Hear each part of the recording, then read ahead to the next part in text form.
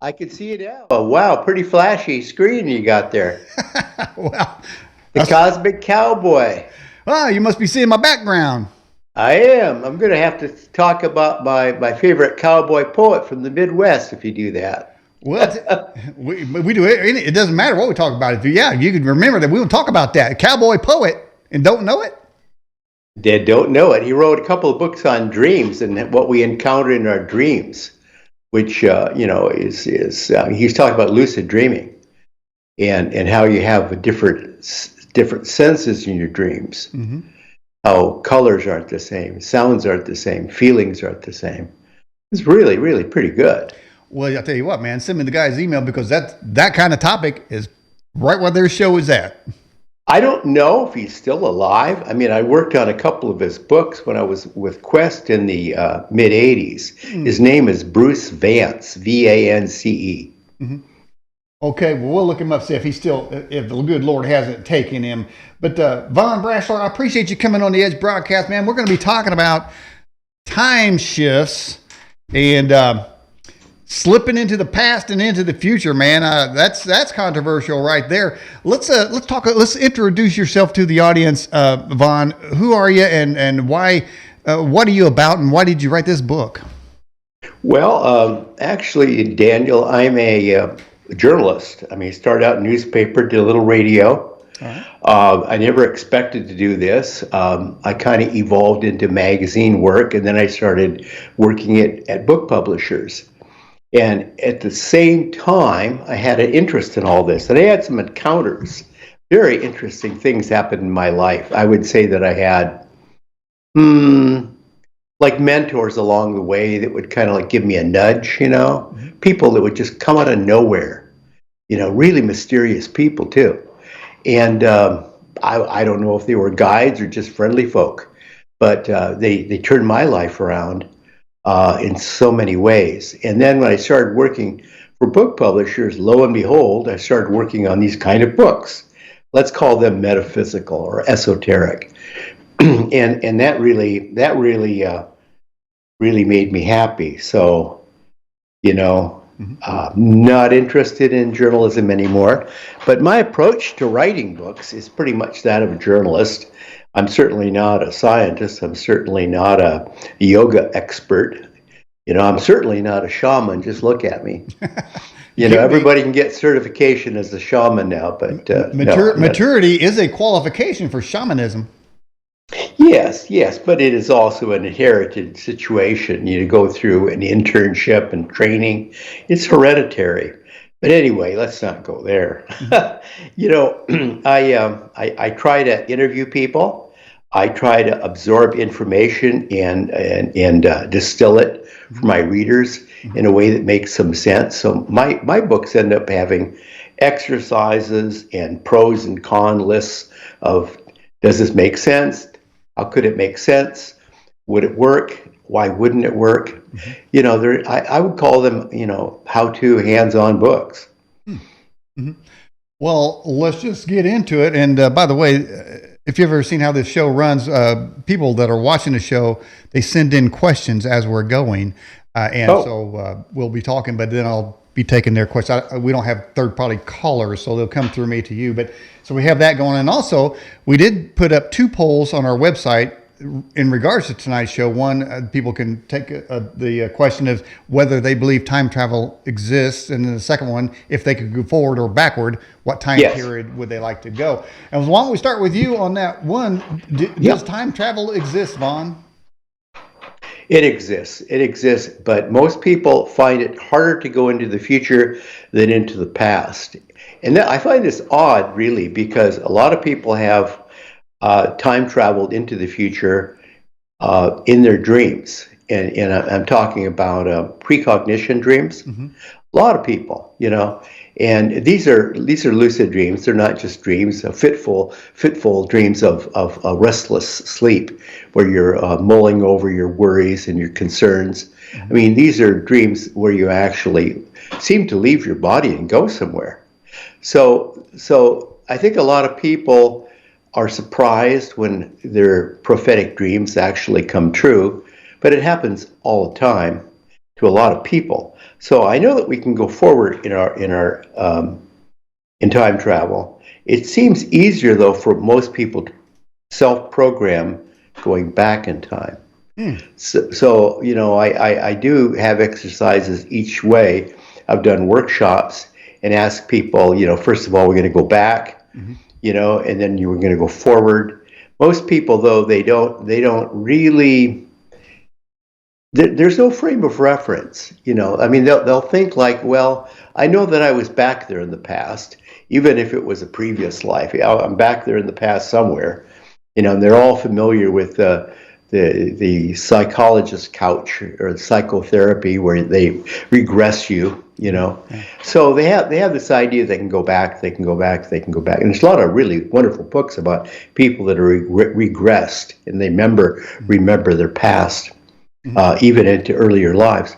But for people to go forward in the future requires an intense belief, you know, that it can be done, and most people just think it can't be done.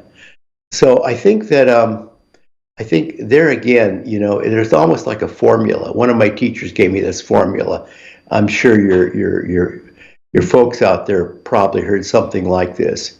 First, you perceive something, then and then you conceive it, and then you achieve it, and then you believe it. Well, I think that people have trouble with the last part of that, believing it. They don't think they can go forward. But I'll say this about that subject. There are many cases of shamanic visionaries, whether you want to call them dreamwalkers or skinwalkers or whatever, and they'll go into a deep trance and they'll go back in time. They'll talk to the ancestors. Mostly they listen, right? It's not so interactive as people think. I mean, Back to the Future is a cute story, but you really, you know, can't get a driver's license if you go back in the past. Well, okay, then you have the case of the shaman that goes into the future. And the shaman goes into the future for much the same reason. He wants to see what the land is going to be like, what happens to his people in the future, and he comes back as a perfect witness of what he's seen. It's not so much like finding out what you're going to be like, but what is the world going to be like? Wow. Now, have you personally time traveled yourself? Yes. Yes. Okay. I don't think I'm really good at it. I'm certainly not a shaman. Okay. And not a yoga master, but I've done it. Okay. And it all started accidentally, and now I've kind of come up with some steps that make it easier. Well, we have a question from our moderator. Jay says, how far forward have you been able to travel in time? I'm not really sure. I've seen what seems like a cataclysmic event, and I know other people have had this kind of vision too, where all the world seems rolling. It's like a huge, earthquake, right? The ground is rolling. And you ever been in an earthquake? They're pretty scary. Well, this is scary. And from the sky, it's raining crystals, heavy crystals. You know, I'm thinking like something is going to happen. Some meteoric thing is going to happen to us at some point in time. And I've had that a couple of times, that dream. Now that was actually like an induced. That would be like time traveling in a vivid dream or a lucid dream. Okay, but you couldn't really tell what the year was or anything like that. No, it seemed like it was in the immediate future, because I know there was like furniture that didn't look terribly different, but it didn't look like it was the day after tomorrow. I mean, it looked like it was, you know, a century or two into the future at least. Okay, we have this question here from Doreen. She says, did Planet X destroy the Earth in the future? Maybe this is what happens. I mean, I've heard that speculation, and I've talked to other people that have had the same kind of a look into the future. This is probably as likely as any scenario.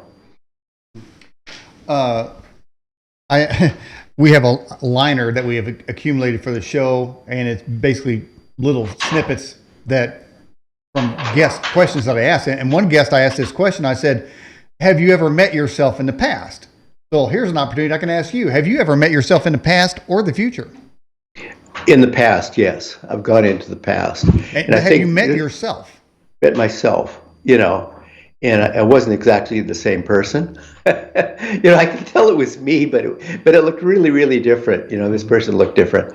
And, it's all genetics, right? So, yeah, and I think this is one of the most practical things you can do with inducing time travel. Exercises to travel back in time is to examine where you've been. Because if you examine where you've been, you see a pattern of where you're going. This is very helpful. I mean, we're on a long journey here.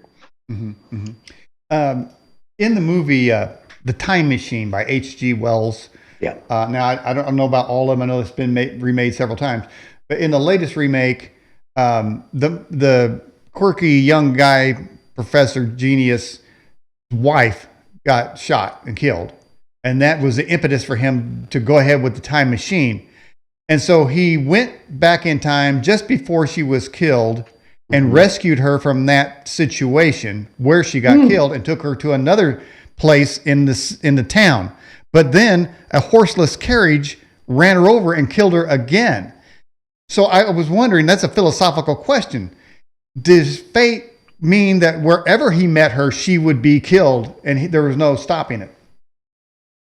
I would have to say yes. I don't think you could affect the past or the future from traveling into it, because you travel into it pretty much as a witness or as a, let's say, an energy body. I mean, I think it's like your etheric body. So people will see you. They might not be able to interact with you. And of course, the time machine is just fiction anyway. The story is fiction. Yeah. So, but I think that it's very, very hard to actually come up with a scenario where you could actually go into the past or into the future and actually alter the events of time. Okay. All right. Many more questions coming in. We'll take a few, then we'll get back to it. A person says, Vaughn, how do I go into the future in my sleep?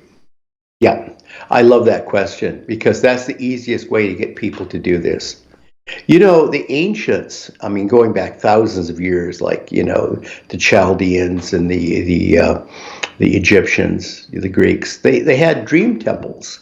They had temples that were built and operated with, staff, and you would go into the dream temple and you would induce a programmed dream of discovery to go somewhere outside space, outside time, to explore, who am I? How do I fit in the scheme of things? Where did I come from? Where am I going? Huge questions we all have. And so, and I know that in the Eastern spiritual sciences, in Hinduism, the yoga tradition known as Samadhi mystics, these are Raja yoga people who work with consciousness as I do, and they use consciousness to induce dreams, and they encourage their interns, their novices, to start their vision quests by setting up self-programmed dreams, and we would call these lucid dreams.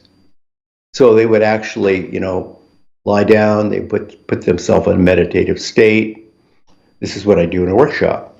I have people lie on their back, arms and legs outstretched. In yoga, that's called the dead man pose. You could do it another way, but it's very good to do that. The trick is you want to get the body relaxed and get the physical body kind of at rest. Let it go numb on you. And then lastly, you numb the mind, so there's no more chatter or thoughts going through your mind, no words. You cease paying attention to external distractions. And then you go deep inside you where you see just a void. And then you begin to sketch a picture of where, it's very important to sketch a picture. you don't want words going through your mind as you're setting up your your vision quest, because if you use words, think of this: you're concentrating and you're using your analytical brain to do that. That's where speech comes from. And you want your physical brain, that part of your mind that is attached to your skull, your actual brain, you want that thing at rest. And then you want your super consciousness to kind of like drift and explore. And this is a whole different approach that most people ever experience. Most people never get in touch with their inner self. Mm-hmm. By that I mean the spirit that mm-hmm. dwells within you. Mm-hmm. Well, okay, so tomorrow is Resurrection Day. Has anybody ever went back in time to see the crucifixion? Or to even Gosh, meet, or to meet I don't Jesus? know. I mean, I haven't. You could be the first. I haven't heard of anyone doing that. Mm-hmm. That's not to say it wouldn't be possible or the event didn't occur. It's just that I've never heard of anyone doing that. Mm-hmm. Okay. But I think maybe a lot of people wouldn't want to. I mean, it would be kind of frightful. Well, that's why I kind of threw in the back end of that. I realized that was a frightful thing to say. Yeah. But to see or meet Jesus. Yeah. I think there are people who claim that they've met Jesus in a either a programmed lucid dream or in actually a waking exercise where they go into a meditative state and then they leave the body then in a trance-like state. Now the Bible itself says that your young men shall dream dreams, your old men shall have visions. Yeah. It seems that the creator or the great designer had intended and designed us with abilities to dream and to have visions. And I think society dampens that or obscures that or blocks that with the constant flow of information and deceptive things that get your eyes off of that, or your mental design or your desire to to exercise your ability of visions and dreams, because all the constant entertainment, constant diversions, constant turmoil, to where you can't really settle down and listen in. All right, let's get to more questions here from Jade. Have we colonized Mars when you traveled forward? Did you see that? I know that many of us have lived past lives on Mars and Venus, and it's likely that we'll go there again. Yes, people have actually left their body. They've time traveled. They've gone. When we time travel, we're not simply talking about a shift in time, but a shift in space. Because I think we should differentiate. Sometimes you'll be walking, and you'll be in the same space, but that space at a different time. That's quite common with time slips. But a lot of people who will actually set up an exercise will program a time travel where they actually leave their physical body and they visit a different place as well as a different time. Mm. So, yeah, I think this is, I know that there are people who have been to the moon, okay. in time travel. Let me ask something maybe you can explain to me. I never did understand when watching the X-Files, when Mulder and Scully would be on a road and they think something happened and they get out with a spray can and mark an X on the road. And it has something to do with time shifting at that point. Did you ever see that? Can you explain what they were doing? I've seen that show. I never noticed that they did that with the spray can. But several times, Spooky and his doctor friend did a lot of things that were funny. Mm-hmm. Yeah. And she turned out to be liking women. All right, so we got this here. Australian Ben says, Vaughn, have you traveled to the edge of the universe? If so, what's beyond space? What's beyond space? That's deep. Wow, what's beyond space? I don't know. Everything is space. I mean, there's space everywhere. I mean, the thing that holds creation together is energy and space. It's like, so Mhm. I can't understand what that is. I mean, if the question is what's beyond our world, or what's beyond our galaxy, or what's beyond our universe, I know that there are multiverses, there are universes, there are worlds and realities that are beyond ours, and yet they're accessible. They're actually very close, and closer than you think. It's really not so much a question of distance, but a shift in consciousness. Mhm. I mean, physicists are saying this. I'm not making this up, Mhm. but mystics have said it for years too. And I agree with you, by the way. There's a lot of mysticism in the Bible. I always tell people to go through the Bible and highlight everywhere where it says something to the effect, "You have eyes, yet you see not. You have ears, yet you hear not." And golly gee, what do you think that means? Hmm. Yeah. So we had a guest on the program here about a year ago who believes that Paul McCartney was killed and replaced. Okay, and I wasn't able to ask her this question here because it was a time travel related question about the Beatles. And there's a story out there floating on the internet that somebody was working underneath their sink Yeah. and they saw a portal and they went in Yeah. there Yeah. and they went to the other side where the Beatles had wrote a whole bunch of different music, and he got that music and brought it back. Were you aware of that? And did that happen? No, no, that's a really good one. I know the story of where they pranked people with an end of a record that if you played it backward, it Hmm. said "Paul is dead, Paul is dead." Yeah. Oh yeah. Uh, Oh but yeah. And then Yoko Ono, you place her backwards, and it says "I hate God." But no, it was just something out there on the you, internet, and there's this music that somebody claims, and I've heard it. It yeah, sounds exactly like the Beatles, but it's different kind of music. But it's a time travel related question. All right, let's get to another question for you. Smoke says, Vaughn, aren't these visions or dreams about the future only one possibility out of thousands? yes, absolutely. The it's a probable future. It's. I always think of the three Greek women, the fates that would run the loom, and they were blind, and the threads would go through their hands, and yet each thread was a life they held in their hands, and yet that person had to live that life. And I guess what I'm trying to say is this: it's a probable future based on energy, the way it's going now. The current events seem to be pushing things a certain direction, but it's something. There's always the ripple effect. You throw a little pebble into a pond, and it creates so many ripples, even though it's just a little pebble. So I always think that, and I tell people who put great faith in things like astrology or numerology or whatever, tarot, whatever, it's like, it's the probable future. It's like there are so many things in play that can alter the outcome. Mhm.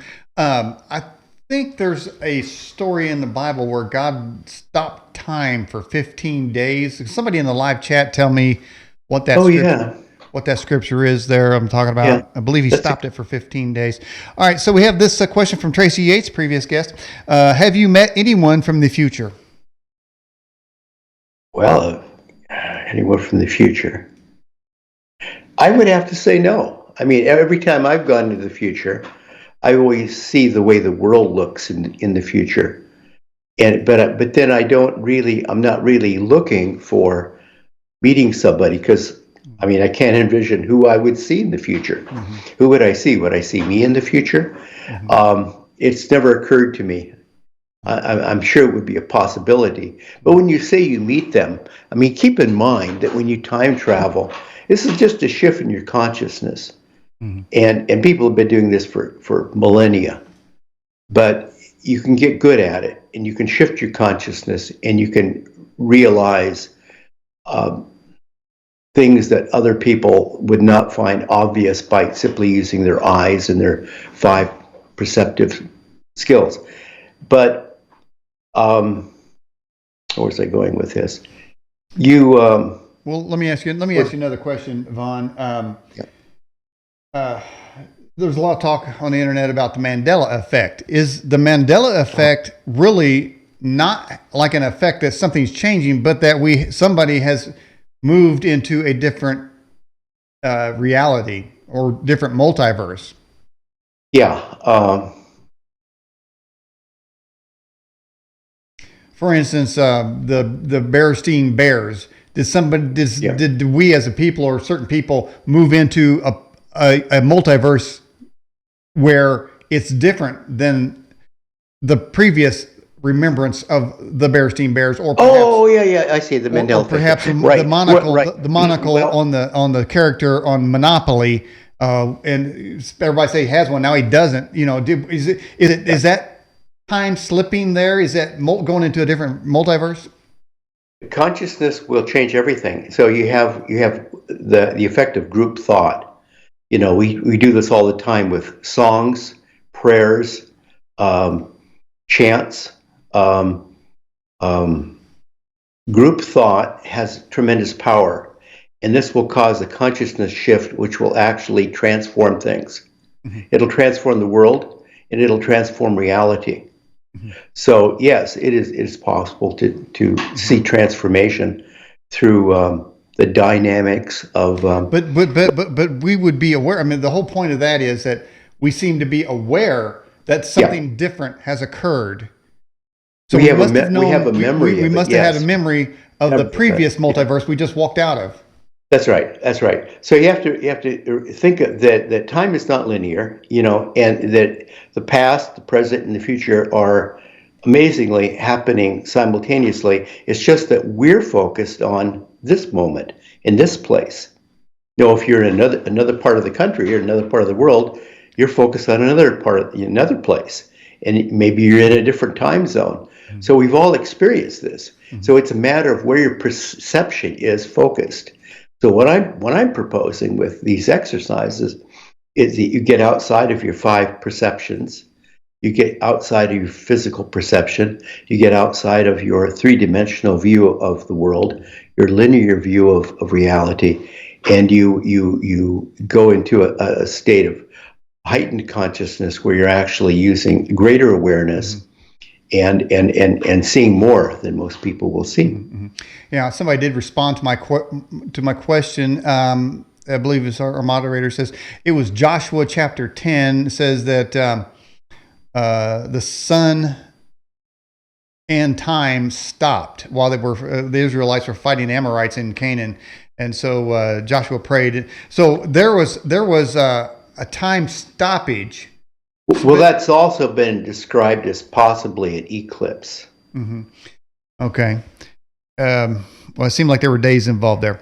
All right, let's get to another question here. This is from Kelvin Morgan. It says, Vaughn, have you heard of the Montauk Project, and do you know what happened? Are you a part of that project in some way? No. I'm not. I know a couple people who are in black ops with the government. It's like, but I'm not familiar with that program at all. Mm-hmm. And let's get to this question here from Australian Ben. Was Linda Hamilton, and I believe referring to the Terminator series, Hamilton, a time traveler from the future who came back to the past in order to marry James Cameron so that he would make Terminator so she could become Sarah Connor and reveal Skynet? Well, after she found her name in the phone book, yes, of course. No, I think that's just just too cute for words. All right. So, Vaughn, have you achieved the lotus and experienced the altar of fire that does not burn? I believe so. I can't really say that I have. Mm-hmm. Everyone experiences higher states of yoga consciousness differently. Mm-hmm. I've dabbled in things that most interest me. I've had some good teachers. I think I've come really close to experiencing that. Oh, okay. Is time travel a type of astral projection? I get this question a lot, and I'll answer it two ways: yes and no. How's that? Okay. Okay, let me explain. Sure. Okay, when you astral travel, as most people think of it, you're traveling in your astral body, right? Mm-hmm. Now, this just might get into semantics, and I confess that might be the case. It's just we're mincing words. But when you astral travel or remote view, then you are or astral project, then you are traveling in an emotional body. You're what we call our astral body at an astral level, which is fine, absolutely fine. But what we're proposing here is traveling with more of your energy body. That is to say, we're quite complex individuals. In a way, we're human hybrids. We're energy bodies. We absorb, process, and transform and project energy, as all living things do. Mm-hmm. And I'm talking about electromagnetic dynamic energy. Mm-hmm. And that's just a scientific fact. And yet we're also physical beings. So we're like there's a really almost unlimited power source that we call our inner motor, our spirit, our soul. And then there's this body, this mechanism we walk around in. But when we talk about setting up time travel exercises, even in lucid dreaming, we're talking about leaving the body in much the same way people do in astral projection or astral travel, but leaving with also your etheric body, which looks very much like your physical body. It's like a blueprint of your physical body. It is the you have to think of us as a luminous being. We are light. We project light. Some people see the light. Some people can measure light, with instruments. Other people have simply heard of the light. But there are lights of various colors and vibrational qualities emitting from the body. Now, so we talk about the etheric body, the astral body, or the emotional body. We talk about the mental body. We talk about the causal body, and then the three spiritual bodies connecting us to divinity.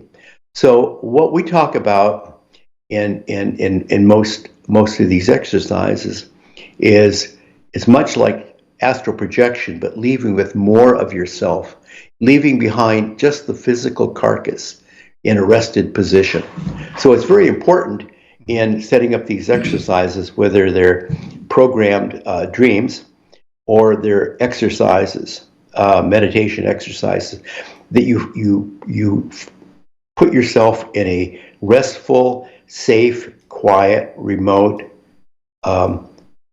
position where you can actually be safe and peaceful, and then you momentarily leave the body. Now, when you're gone from the body in this fashion, you will look very. If people are able to see you, if you brought enough of yourself, let's say your etheric body, Right. and you will look very much like yourself, but you might kind of look ghost-like, a little bit like not 3D, right? Mm-hmm. And you look a little etheric, let's say. Mm-hmm. And you will not have a physical body. So obviously you can't go skateboarding as he did in the movie Back to the Future. You can't fight with the Morlocks as they did in the H.G. Wells. This is really exciting stuff, but you don't have a physical body. You can't shoot Hitler because you don't have a gun. You can't sign a contract and buy AT&T when it was really, really cheap. Right. None of this happens. But you can go and see things. So, I mean, if you want to compare it to something, let's compare it to remote viewing. Mm-hmm. The Bible says that God declares himself the beginning and the end, the Alpha and the Omega. In other words, he is before time, he is after time. And it seems that the time construct emanates from him, though he is outside of time and space.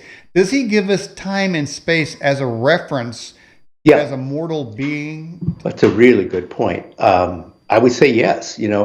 Uh, God is the ultimate source. It is the sound that brought everything into creation, the vibration. It is the source of all conscious energy, intelligent energy that emanates in all of life, including ours.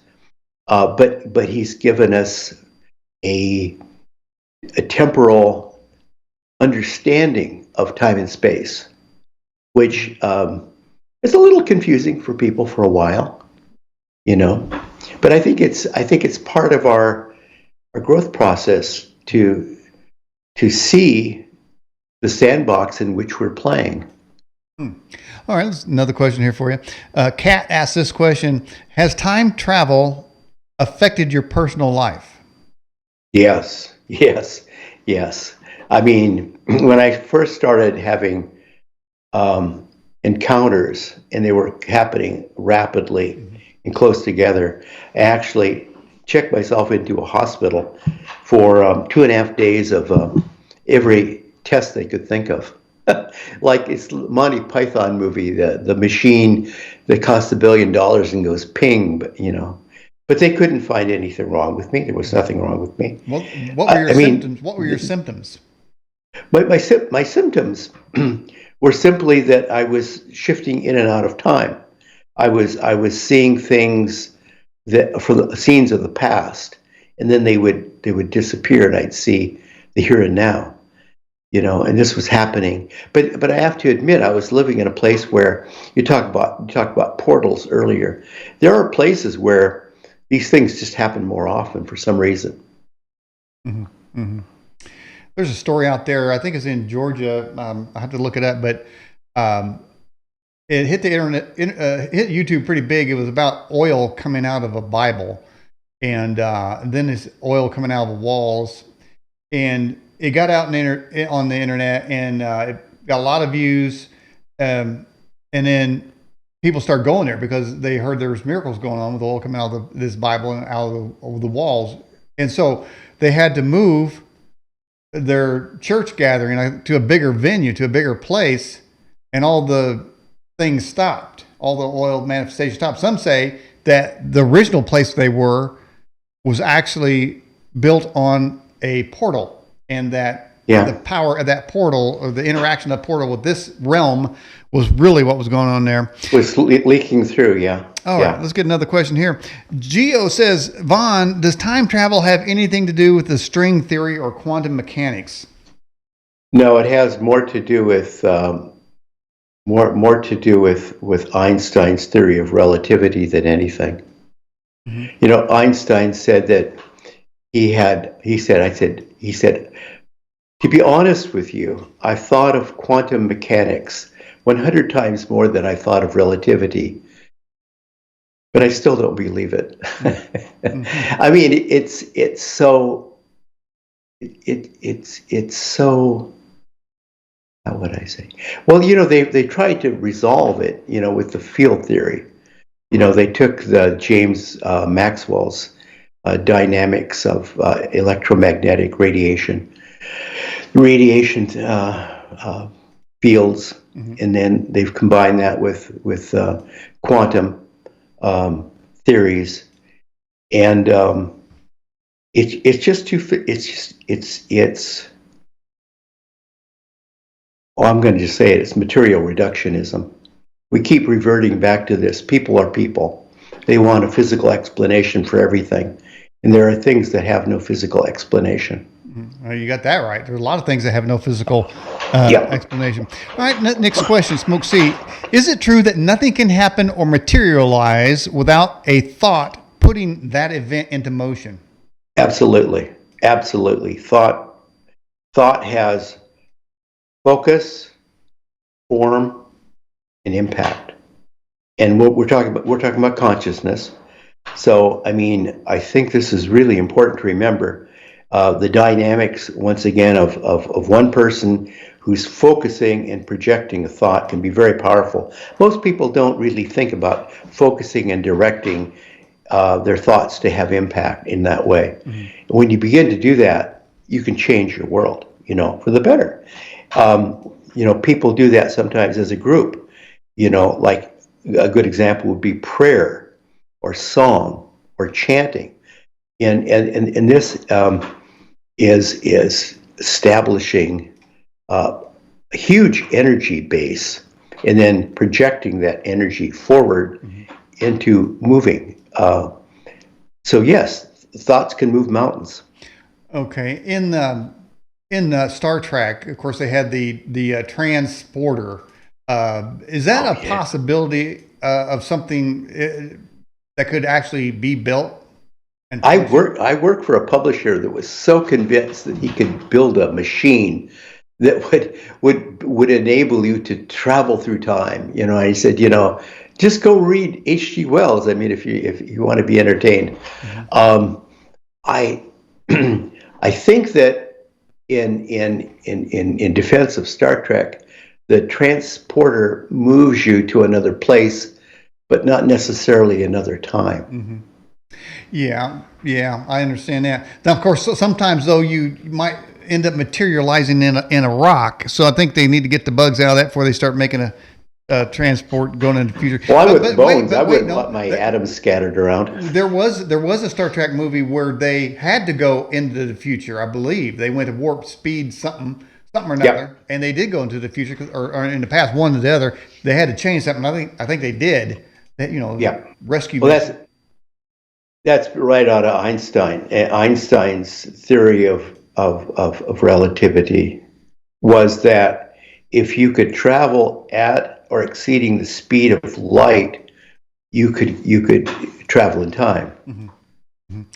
Um, and go along with that, Tracy A says, "Do you think the Philadelphia experiment involved time travel?"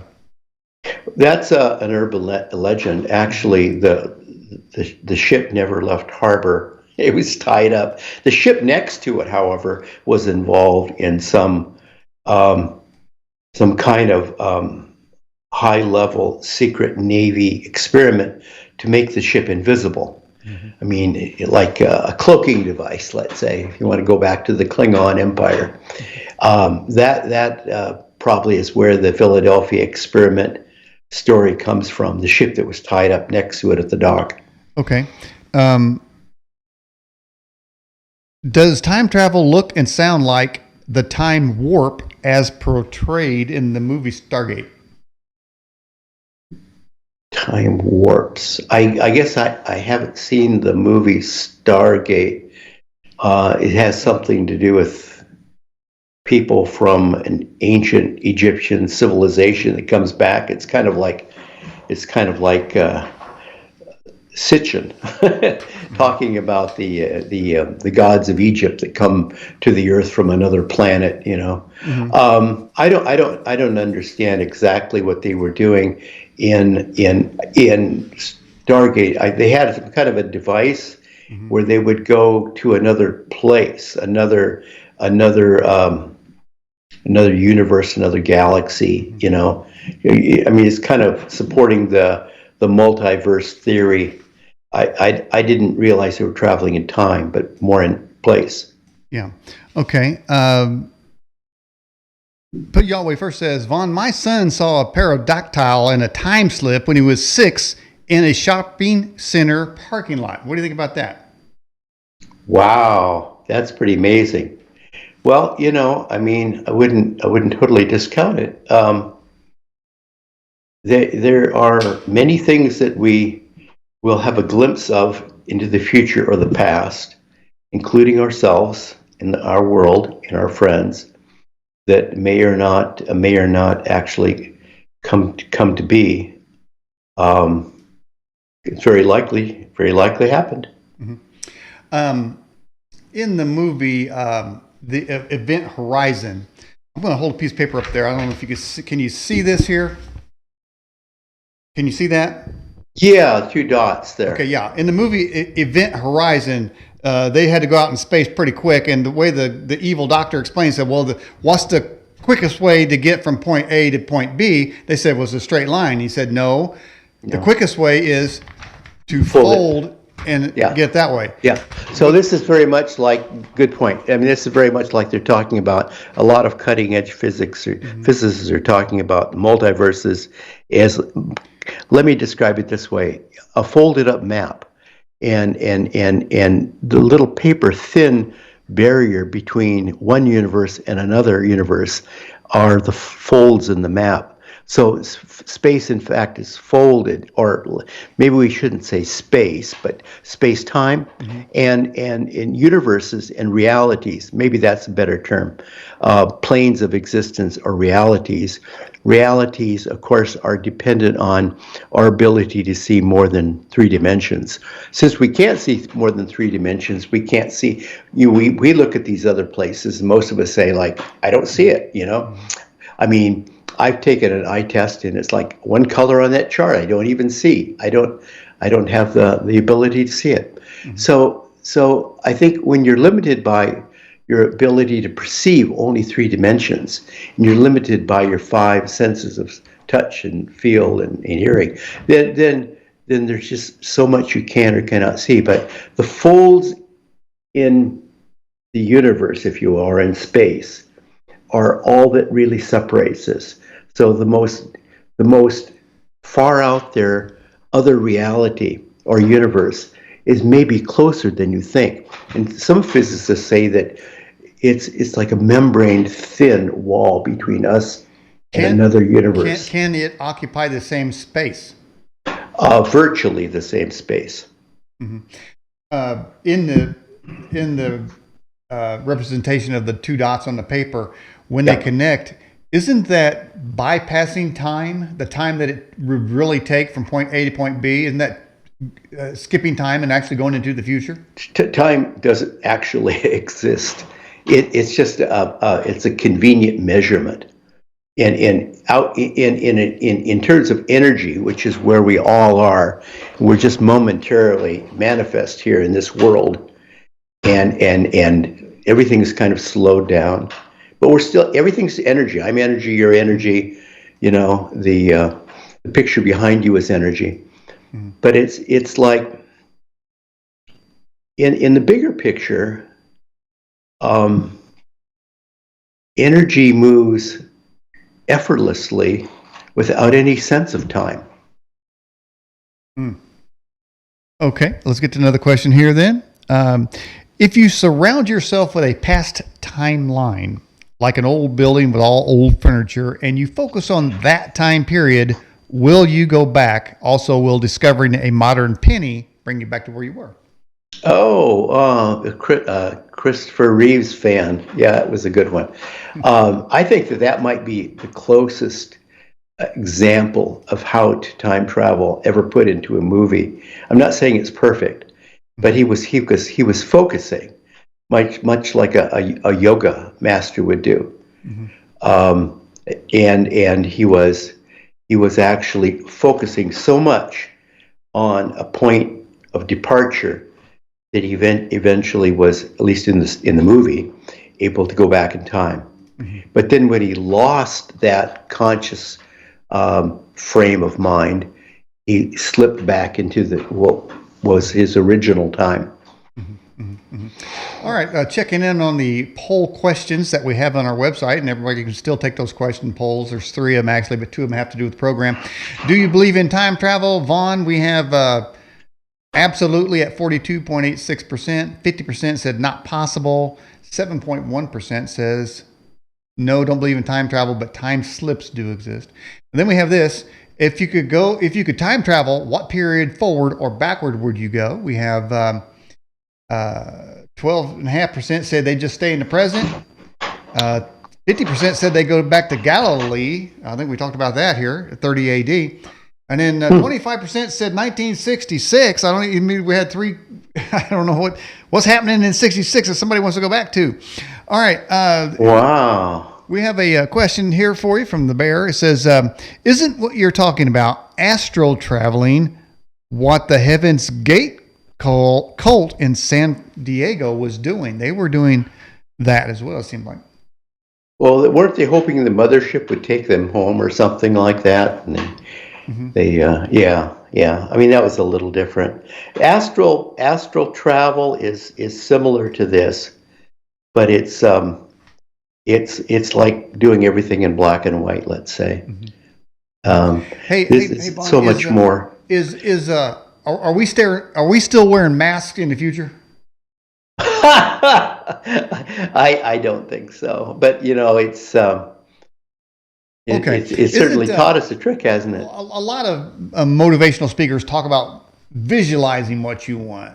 Is Yeah. visualization the seed to travel Yes. into the future or to make something happen in the future? Well, they're certainly linked. They're linked in to the degree that you need to alter your consciousness. You have to speed up your brain to work faster. You have to see more than just is what in front of you. You have to see beyond the obvious. So in that sense, it's a shift in consciousness, and a shift in consciousness will manifest change.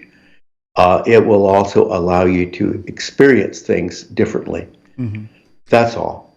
Okay. I want to go to a future where Joe Biden is not the president. Is that possible? Well, you probably wouldn't have to go very far. He's kind of old. Okay. But Yahweh says, Vaughn, have you seen angel messengers in your traveling about? Gosh, yes. They're out there. What do they look like? Whoa, well, they are light beings. They will often appear in some kind of a form that you can relate to, but they are light beings. They're very helpful. They're like guides, they'll assist you. I mean, they don't try to do everything for you and carry you and everything, but I mean, they'll answer questions and they'll assist you if you know the questions to ask and you ask in the right way. Mm-hmm. I totally believe in angels. Okay. What is your take on UFOs and ETs giving us time travel technology? See, here's what I think. I'm glad you brought it up. I think that people think of UFOs as being way out there. Maybe they're just us in the future. Well, I've heard that. Maybe they're just us, when we've developed like three more levels of dimensional thinking, a more evolved us. Maybe ghosts aren't so much deceased people hanging around as visions of the past that are like merging into what we call our present, which are often, merging and blending almost simultaneously. Okay. And here's a great question. Actually, I had it written down. Somebody asked it as well. Is deja vu time traveling? Yeah, I mean, I have a whole chapter on that. I think that absolutely, when people, there's a lot of people will try to explain away time slips. And I understand how when you accidentally slip in time, even if it's just momentary, that it's very disconcerting because you have no frame of reference. People won't believe you, and it's like, whoa, I didn't get to study it, so it must have been out of my imagination. And people will say, oh, I was daydreaming, I was just having some imagination, I was delusional, or they'll say it was deja vu. Mm-hmm. So let's get into what is deja vu. If there's nothing in your memory, your memory banks in your head, that in this lifetime you've ever seen this or heard this or read about it or seen it in a movie or heard it described to you by another person, there is no frame of reference for you to have said, oh, I've seen that before. Mm-hmm. So it's completely new to you. So then I think deja vu is then that an explanation. So then we have to include, when you meet someone, you say, oh, I'm pretty sure I've never met you. And you go through all these questions. Where do you vacation? Where do you go to school? Where do you live? Where do you go shopping? I've never met you before. And yet I seem to recognize you. This happens.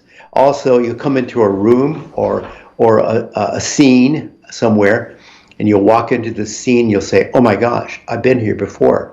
and you think to yourself, no, wait, did I read about it? Did I see a picture? Mm-hmm. You know, Mm-hmm. I mean, how did this happen? Mm-hmm. And if there's no other explanation, remember Sherlock Holmes always said, if there's no other explanation, then it has to be something else, right? You can't keep going back and say, well, it must have been delusional. You know, no, it wasn't delusional.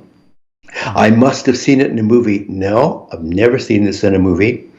So then you have to start looking at what it really could be. And so yes, deja vu is a good way to explain a memory of the past, very much like time travel.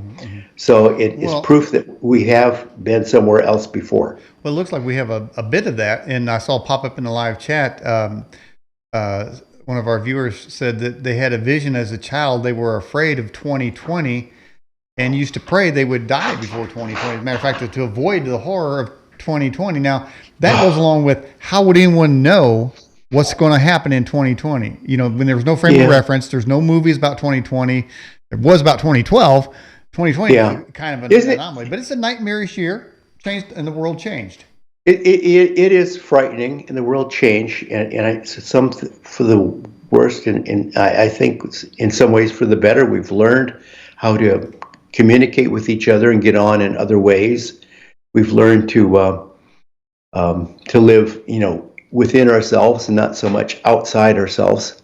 We've learned how to communicate, you know, in other ways. But you know, I mean, let's be realistic. I mean, people are so frightened by this pandemic, and it is frightful. It's killed millions around the world. But in the United States, it still trails cancer and heart disease for deaths in the course of a year. Mm-hmm.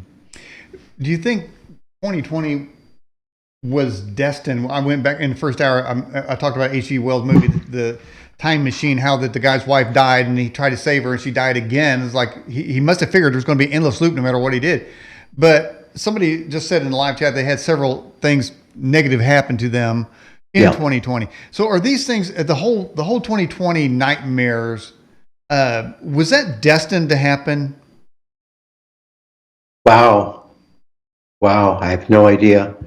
You know, I do believe there's such a thing as destiny. I really do, and by that I mean that the energy of what's happened around something will move it into a new direction. That's all I mean by destiny. You know, forces that push things off of a cliff and then it goes down the hill.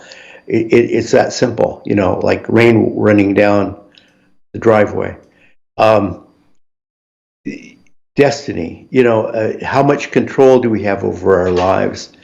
I mean, we can learn from the patterns in our lives, but in a real way, we are living out destiny because certain things are going to be conditioned in front of us, and there's not a lot we can do about it.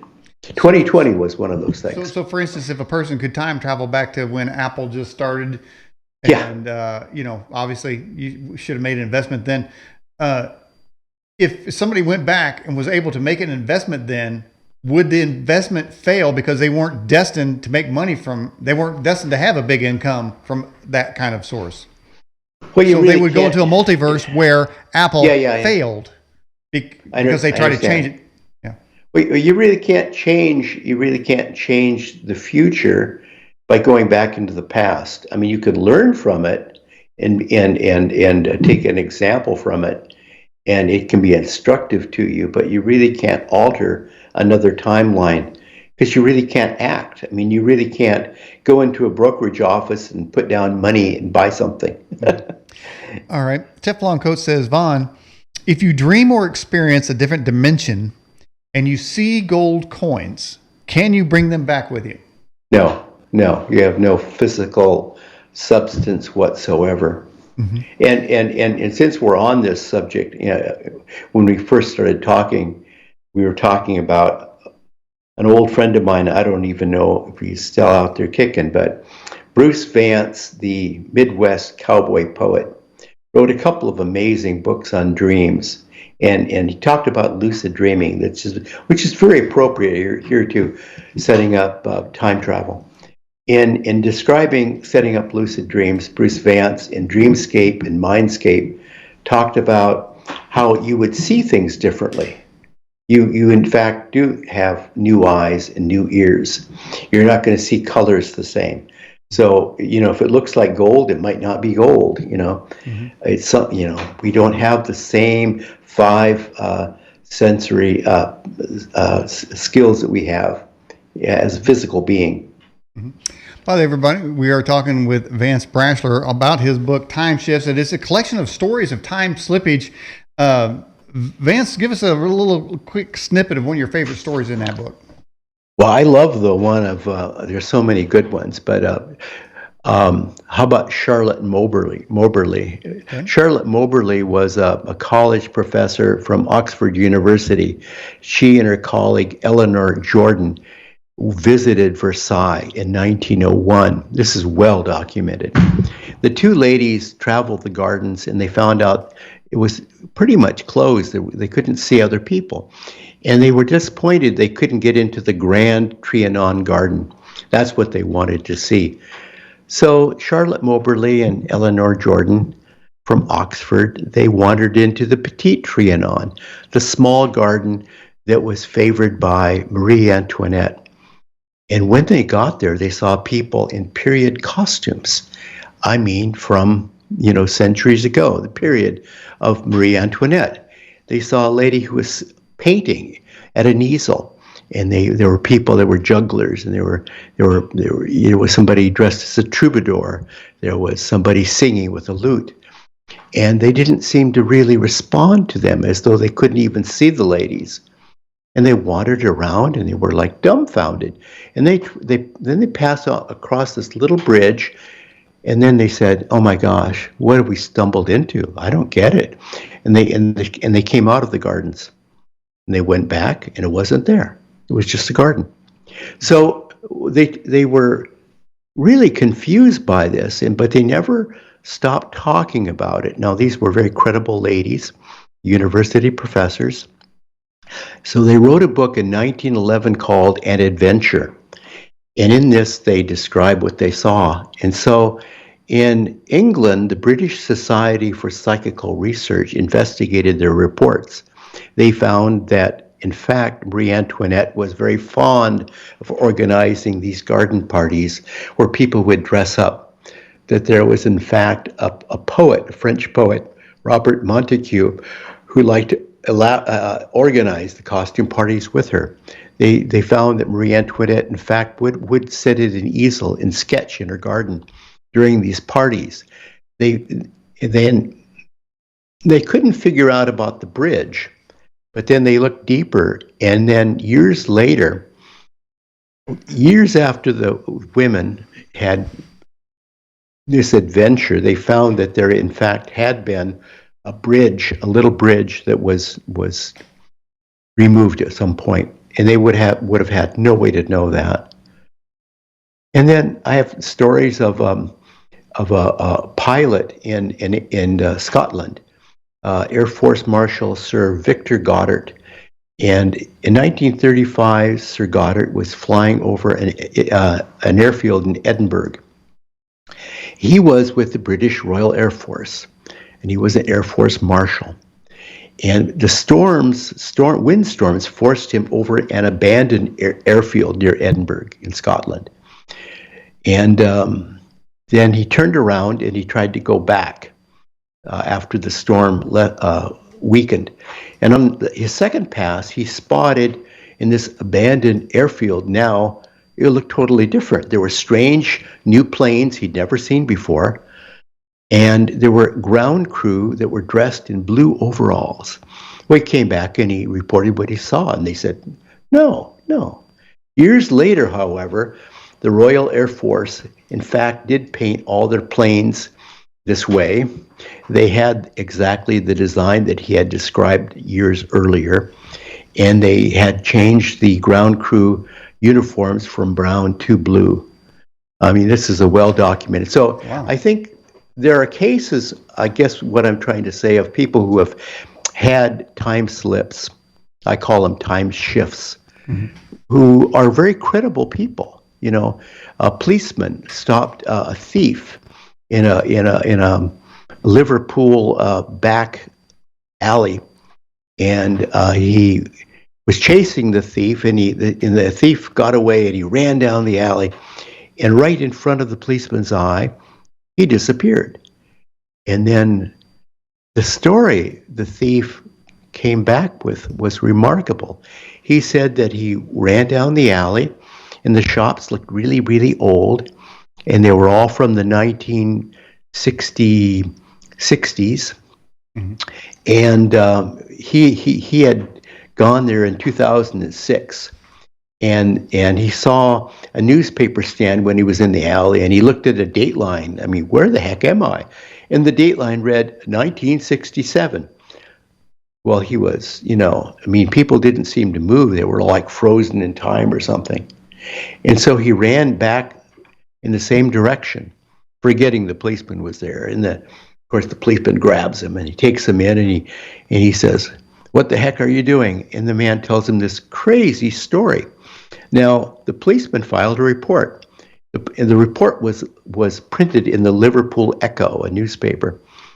And in fact, what he described in the alley was exactly the way the shops looked back in 1967. Mm-hmm. So there are many stories like this. Wow. Hey, has the U.S. government or any government time traveled?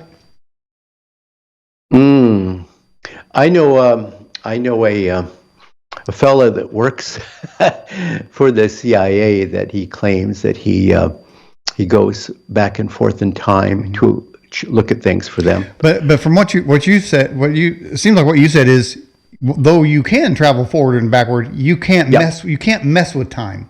You can't mess with time because you have no physical bearing. Mm-hmm. You have no physical presence. You're just there like a fly on the wall. Mm-hmm. So you could be advised. I mean, that's the way shamans would do it. They would advise their people based on what they found from the past or the future. All right. Here's a question from Tracy Yates. Is quantum entanglement connected to time travel?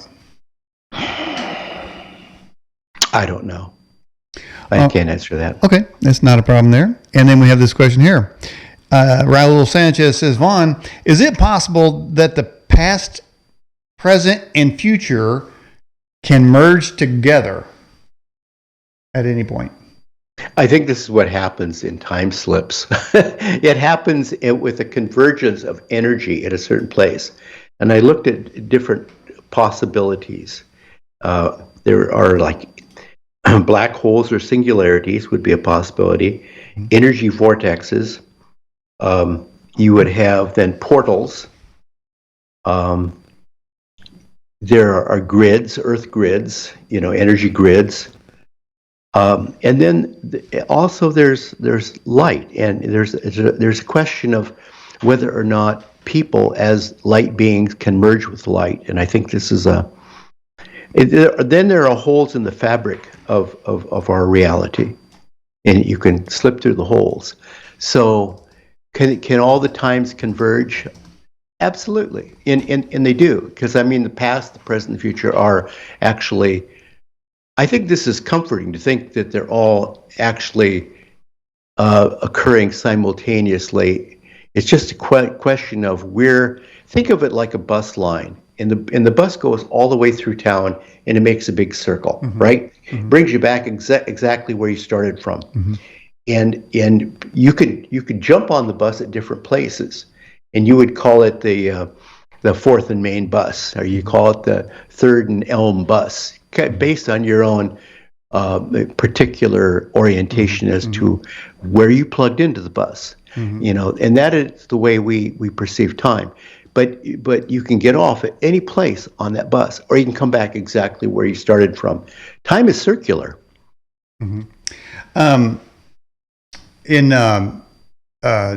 1 John 1:7, because you talk about the light. There is a definitive scripture on light. It says, but if we walk in the light as he is in the light, we have fellowship one with another, and the blood of Jesus, his son, cleanses us from all sin. But if we walk in the light as he is in the light, we have fellowship one with another. The blood of Jesus purifies us. And so Is it possible then, as humans, that we can merge with this light? Because God obviously is a light being. He says so. God is light. Yep. And so doesn't it seem that we can merge out of our sort of carnal bodies and our spiritual bodies and merge into His while we're yet in this dimension? To that I say amen. Yes, I mean, I wrote a book on that, a friend of mine who died, and it's called Moving in the Light. And yes, I mean, in the beginning, God created light, and everything came from that, and everything that we see and everything that we know and everything we experience is light emanating from God. So if we actually could merge with the light, we would merge with the eternal spirit.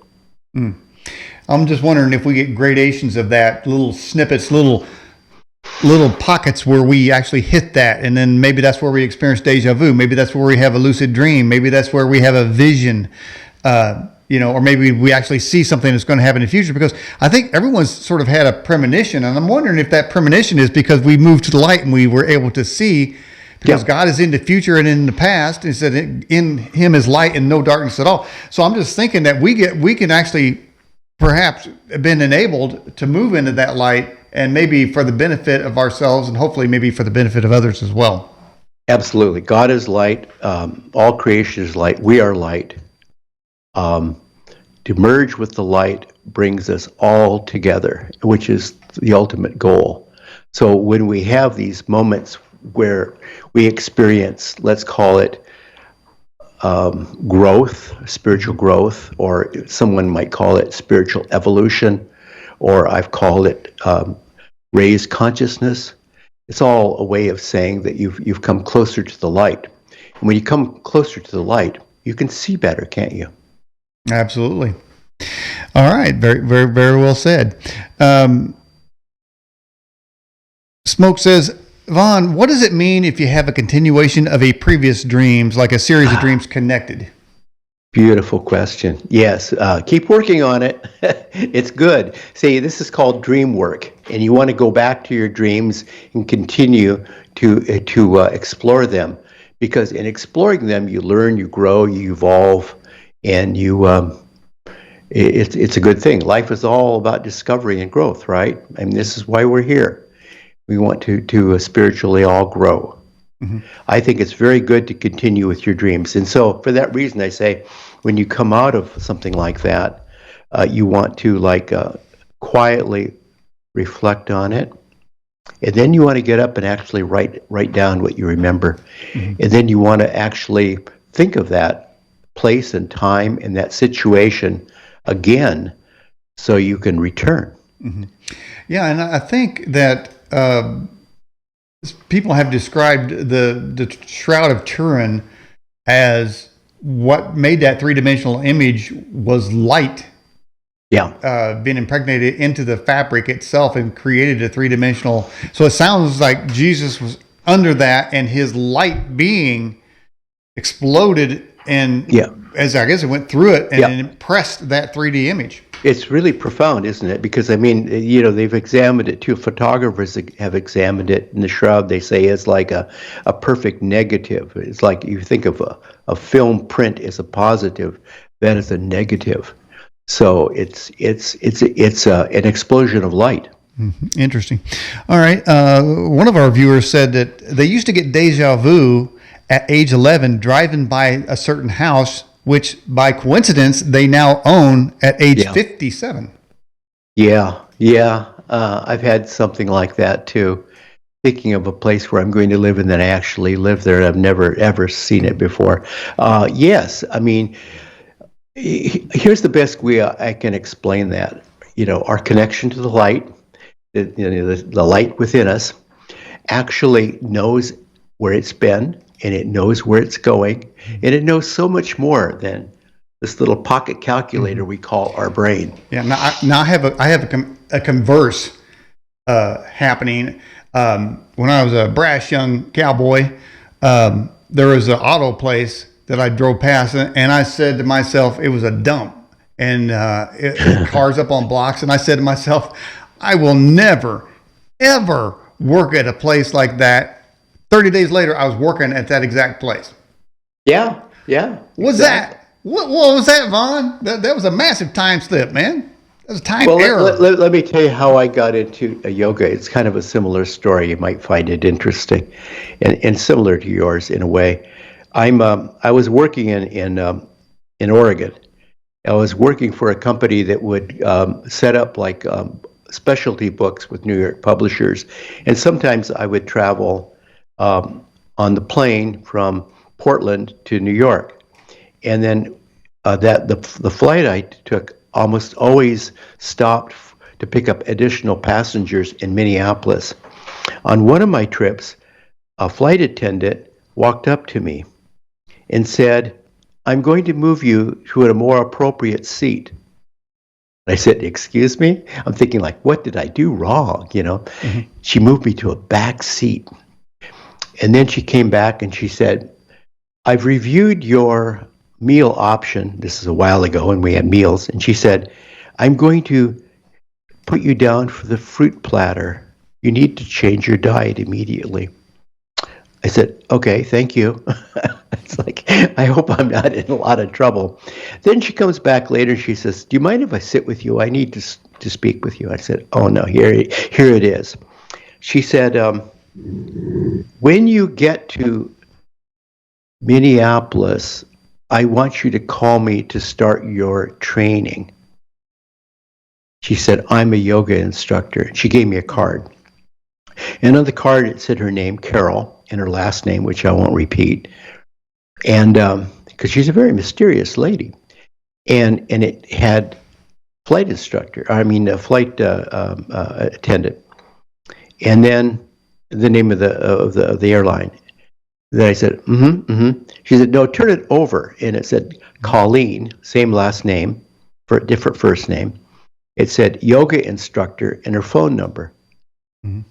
I'm thinking like, what's this? She's a very pretty lady. She's not trying to pick me up. What is this all about? What kind of a scam is this?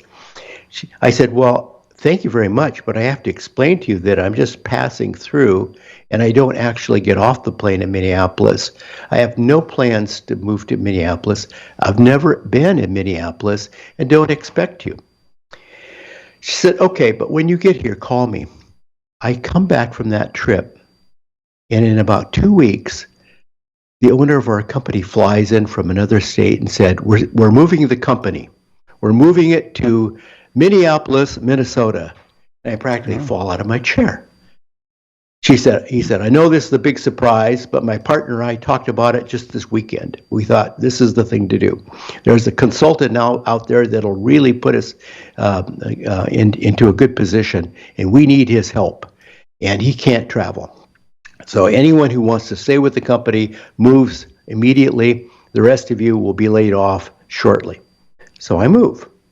It was a difficult move.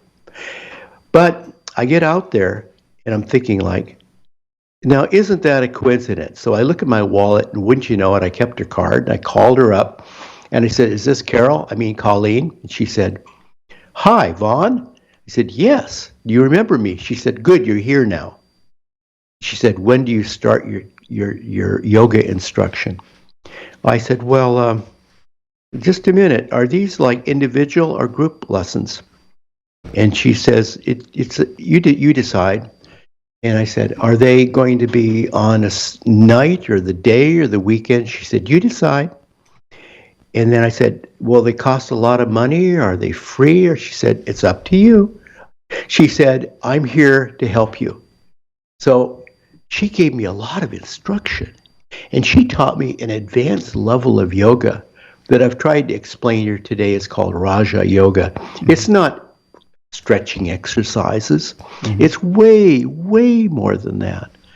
And anyway, eventually she took me to a group and she said, "You work with these people now. They're your people." And she hooked me up with some people in Minneapolis. And she said, "I'm moving now to start a yoga center in New Mexico." And then I never heard from her again. And it's really, really funny.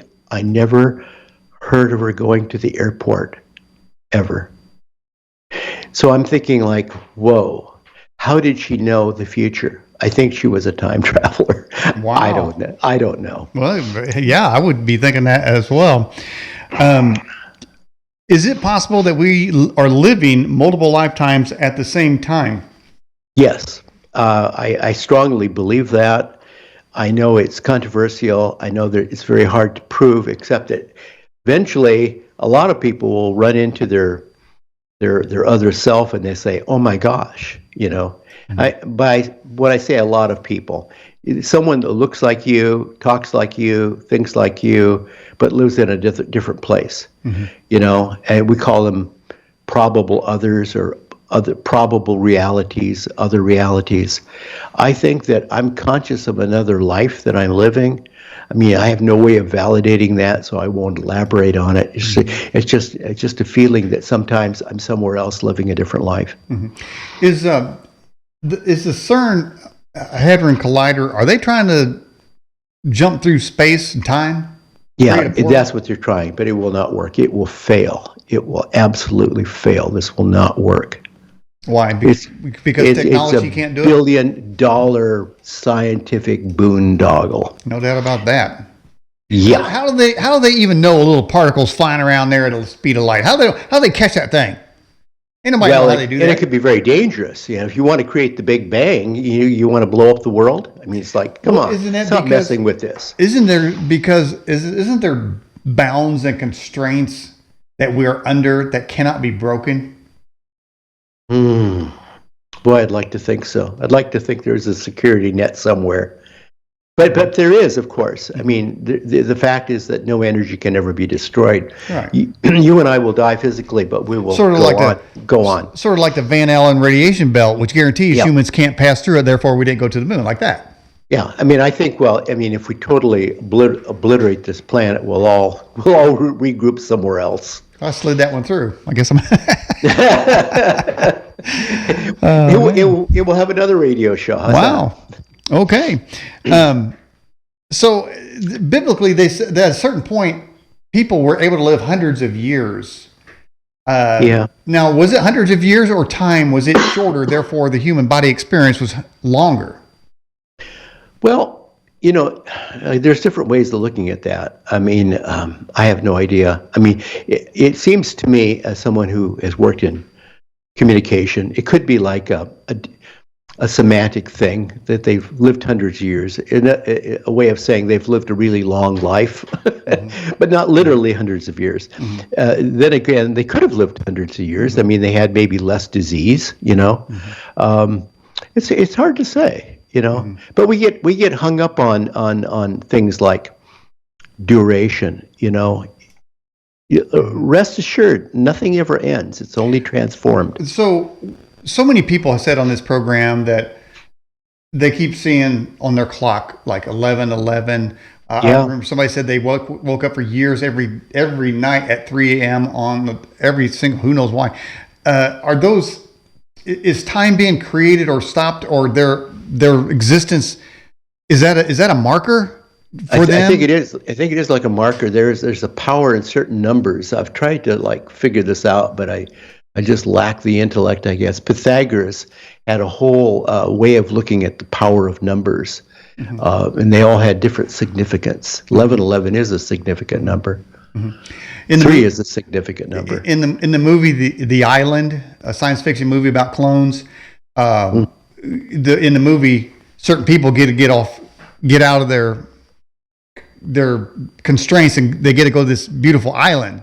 But I mean, if they don't get selected, then they're stuck in this kind of building looking thing.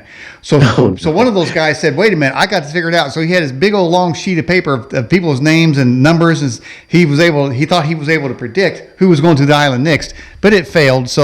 But people have been looking at numbers, as well, and I'm wondering, the numbers seem almost like time. Isn't there an infinite amount of numbers? The numbers have a vibrational quality, apparently, like musical notes. You can compare musical notes to a lot of things. You can compare them to numbers, mathematics. You can compare musical notes to colors. or frequencies, vibrational, because it's all energy. It's all energy. Well, the idea of time is numbers. Yeah. 10 minutes from now, 20 minutes, 2 years, those are numbers, definitive spots in a calculation. But in the end, they really don't mean anything. Is that what we're talking about? Yeah, in the end, they really don't mean anything. They're like markers, as you said, markers. So it's like it's a point on the trail. So it's markers for in the realm of infinity. Yeah. So it's like think of yourself on a long journey, and along the way you like to mark the tree so you can know where you are.